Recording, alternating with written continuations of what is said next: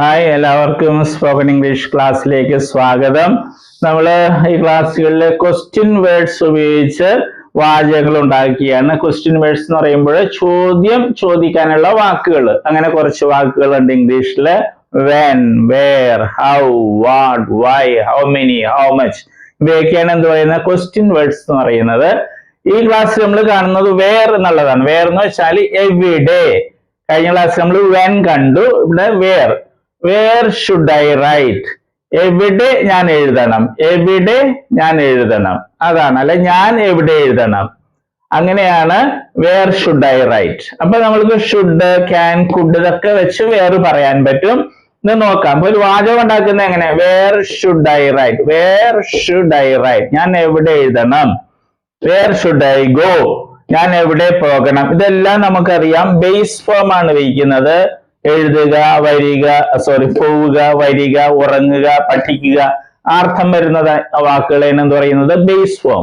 അപ്പൊ വെർബിന്റെ, ക്രിയയുടെ base form ആണ് ഇതിലൊക്കെ വയ്ക്കുന്നത്. ഷുഡിന്റെ കൂടെയൊക്കെ നമ്മൾ അതേ വയ്ക്കുള്ളൂ, നമ്മൾ കണ്ടിട്ടുള്ളതാണ് മുൻ ക്ലാസ്സുകളിൽ. വേർ ഷുഡ് ഐ കം, ഞാൻ എവിടെ വരണം. വേർ ഷുഡ് ഐ കം, ഞാൻ എവിടെ വരണം. വേർ ഷുഡ് ഐ സ്ലീപ്, ഞാൻ എവിടെ ഉറങ്ങണം. ഇവിടെ ഉറങ്ങണം, അവിടെ ഉറങ്ങണം. Where should I sleep. Where should I study, ഞാൻ എവിടെ പഠിക്കണം. അതുപോലെ എല്ലാം പറയാൻ പറ്റും. വേർ ഷുഡ് വി റൈറ്റ്, നമ്മൾ എവിടെ എഴുതണം, ഇവിടെ എഴുതണം, അവിടെ എഴുതണം അല്ലേ. വേർ ഷുഡ് വി റൈറ്റ്, നമ്മൾ എവിടെ എഴുതണം, അല്ലെ ഞങ്ങൾ എവിടെ എഴുതണം. വേർ ഷുഡ് വി ഗോ, നമ്മൾ എവിടെ പോകണം. നമ്മൾ പിക്നിക്കിന് പോയാൽ വേർ ഷുഡ് വി ഗോ, നമ്മൾ എവിടെ പോകണം. വേർ ഷുഡ് വി ഗോ, നമ്മൾ എവിടെ പോകണം. വേർ ഷുഡ് വി കം, നമ്മൾ എവിടെ വരണം. വേർ ഷുഡ് വി സ്ലീപ്, നമ്മൾ എവിടെ ഉറങ്ങണം, അല്ലെ ഞങ്ങൾ എവിടെ ഉറങ്ങണം. രണ്ട് വാക്കുകളുണ്ട് വീക്ക് നമുക്ക് മലയാളത്തില്.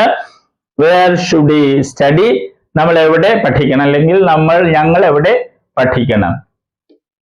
ഇനി യു വെച്ച് വേർ ഷുഡ് യു റൈറ്റ്, നീ എവിടെ എഴുതണം. വേർ ഷുഡ് യു ഗോ, നീ എവിടെ പോകണം.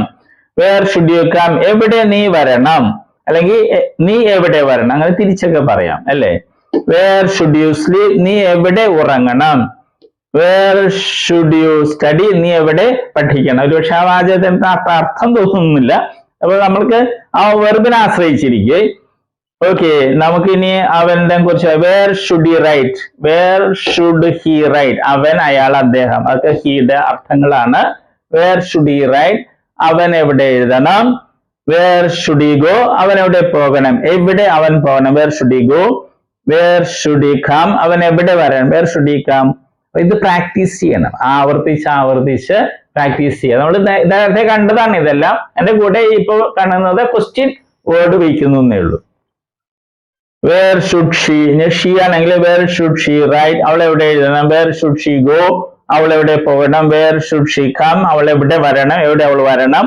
അങ്ങനെ നമുക്ക് മലയാളത്തിൽ തിരിച്ചൊക്കെ പറയാൻ പറ്റും.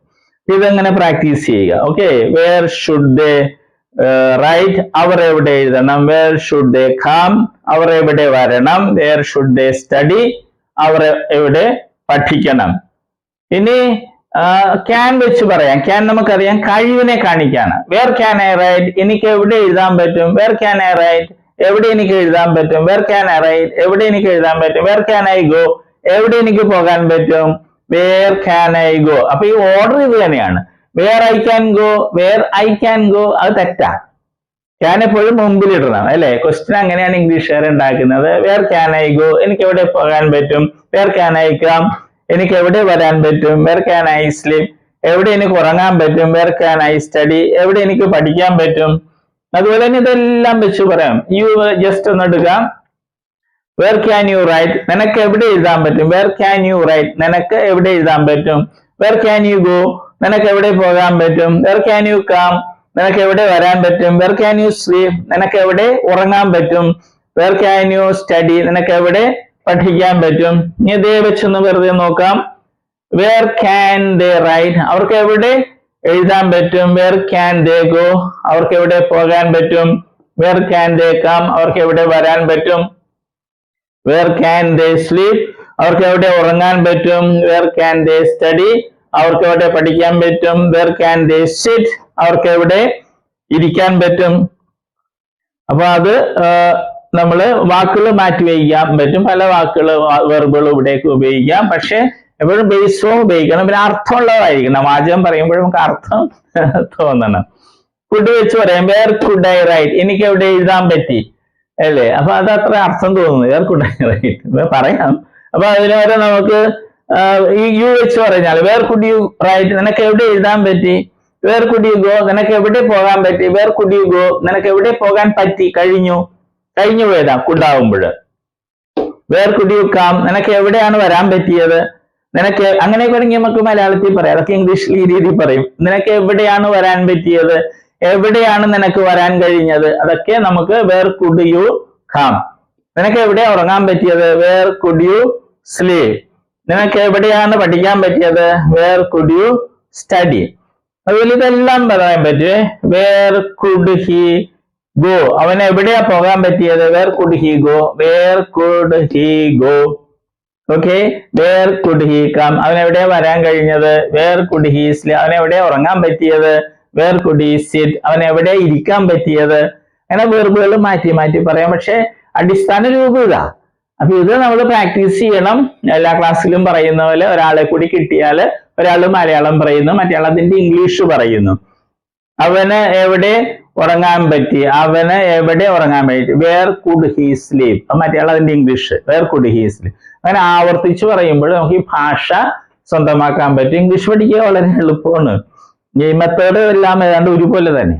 അപ്പൊ അത് നമ്മൾ എളുപ്പത്തിൽ സ്വന്തമാക്കാൻ ശ്രമിക്കുക. വാക്കുകളൊക്കെ പ്രാക്ടീസ് ചെയ്യുക. Okay, all the best.